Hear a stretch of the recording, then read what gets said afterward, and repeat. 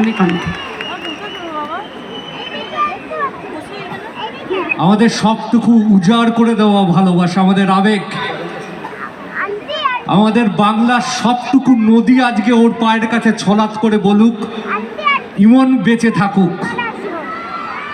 আমাদের বাংলার সবটুকু পাহাড় বলুক যে সবটুকু ঝর্ণা আজ ইমনের। আমরা আমাদের প্রিয় শিল্পীকে আমাদের রাজডাঙ্গা উৎসবের পক্ষ থেকে আন্তরিকভাবে নানা রঙের ফুল দিয়ে আমরা শুভেচ্ছা জানাবো, উত্তরীয় পরিয়ে দেব রাজডাঙ্গা উৎসবের পক্ষ থেকে।